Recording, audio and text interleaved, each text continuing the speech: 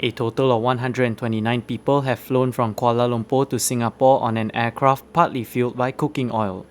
The cooking oil was among the ingredients in the Sustainable Aviation Fuel or SAF used on Malaysia Airlines flight MH603. The fuel produced by the world's largest SAF producer Neste could reduce carbon emissions by 80%. Malaysia Aviation Group Chief Sustainability Officer Philip C said the company aims to become a pioneer in using SAF for flights in Malaysia as part of its commitment to reaching net zero emissions by 2050. The airline industry only contributes 2% of global emissions at the moment. But because of our slow pace of action as a whole collective crew, if we did nothing, by 2050 we would have contributed 10%. That goes to show the incredible amount of work we need to do to get to net zero. So I just want to say that this work, we know we cannot do it alone.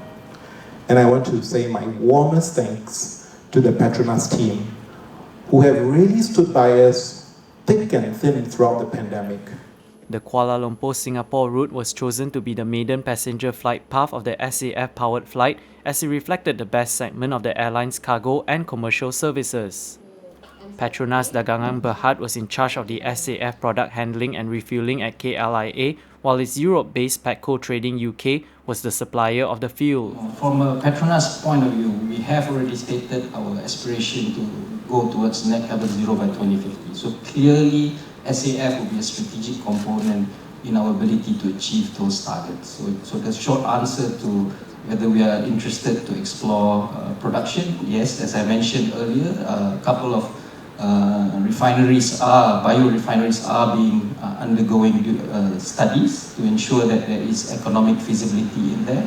And we do know, I'm quite confident that it is a direction that the whole world is moving towards, and Petronas would certainly be keen in doing that. Despite SAF being comparatively pricier than conventional jet fuels, C said that it would not contribute to the pricing of flight tickets.